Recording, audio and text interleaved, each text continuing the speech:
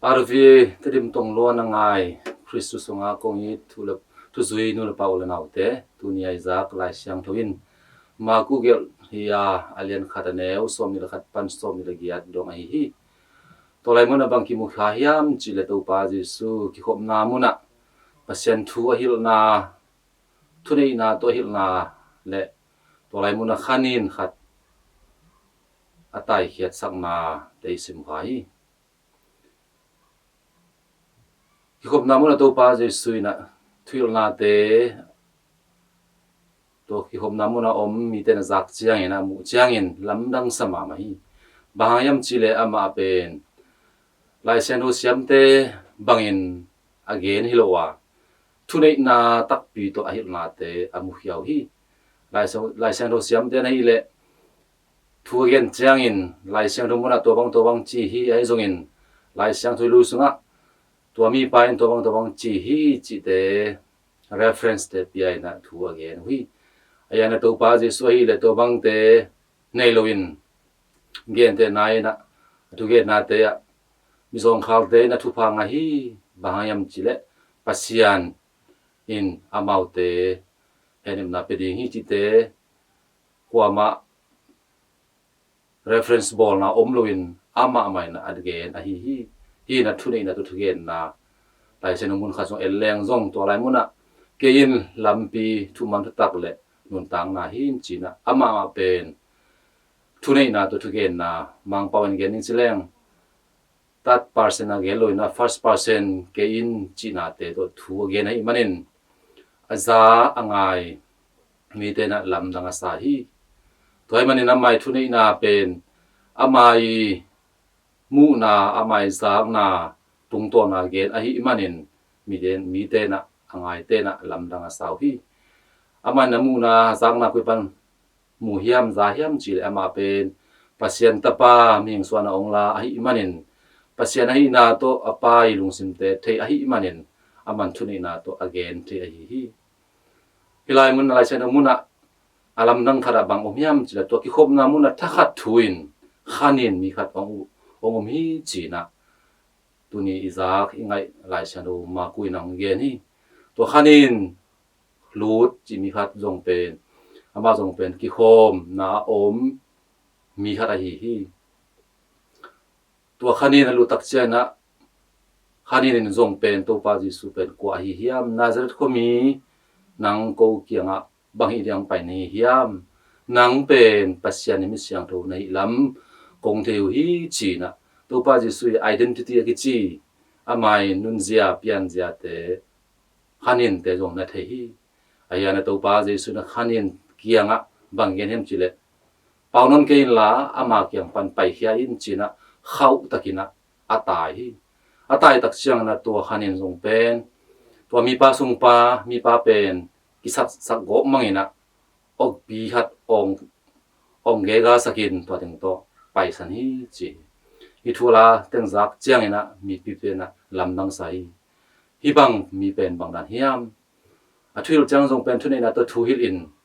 ama thu gen na ama kam mal te na ngon doi te khanin te na ngon mang hi china lam dang sama ma hi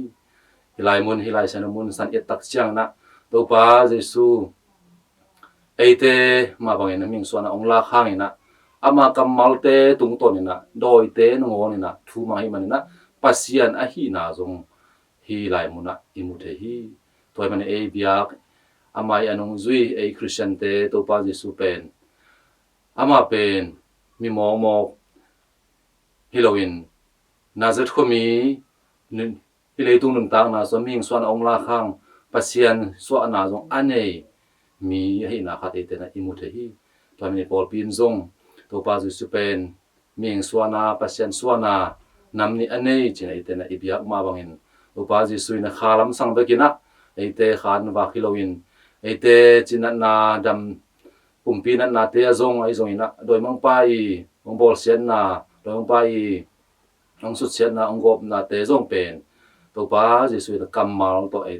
doi te hol khian na thu ite na muthe hi tu ni na hi bang thu la lap yang te pen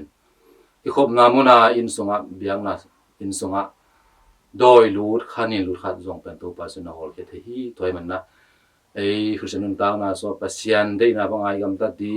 pasian in zui na a doi te I sol na te hiloina doi te sol na te nan zo nang to pa jisu ki kop ding ki thua ding bang si bang na to pa jisu ki thua thei ding hiam chi le thungen na te to izongin sacrament te upna tak pi to isan na te to izongin doyong pai zen na te doyong pai yung bol sian na te na inang zo ding hi tu na ei Christian te din mun to pa jisu din mun ma bangin hi bangin doi khutsunga doi bol sian na te ai zongin ei te na ama to ki kopina thuen na te to te na doi te tunga zong thuni na a na te ine hin ta hi bahayam chi le tu som na sacrament tu tung ton in ei memel khat chiat pasien tanu ta pa swakin tai man na pasien tanu ta pa te tunga doi na bang ma thuni na ne no lo hi toy man in tu ni lai siang thu sunga to pa jesu na thu yol chiang in mi te gen bangina lai siang thu siam te gen bang na gen lo in thuni na to ama ama in hi bangina apiang hi pasien ta pa hi man thuni na to thu hil na te iten phoki hin imani sinun tang na swazong to pa jesu nung zui ki chen takin thuni na anei to pa jesu to ki kop na hi thungen na te yakin ki kop na te saprem du san na te tung to nei te na zong to pa jesu thuni na te ite zong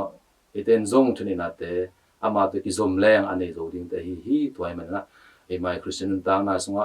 doi te nongon pasien thule la the hang na azui lo be khai ma ba iten zong to pa sunung zui ki chan tak pi so no ble ite na to pa jesu pasien tapa pasiani mi siang tho ji the ma bangin inun dang na so to pa jesu de na bang na anung ta zo tanu ta pa te swading athu pi ma ma na te tu ni lai san tung to na ite ong the sa ki toy man na e mi mal khat cha zong ki hop na te ai zong in pekin te ai zong in te ite na yok tak chiang in pasien thu le la te hoi te na ngai thei le nun ta na sunga ani sin nun ta na sunga nun ta pi zo tanu ta pa te so do na ki tang sam thu pa te e mi ma khat cha tunga tu pa byak pasien na thu pa hong pyak sak ta hen amen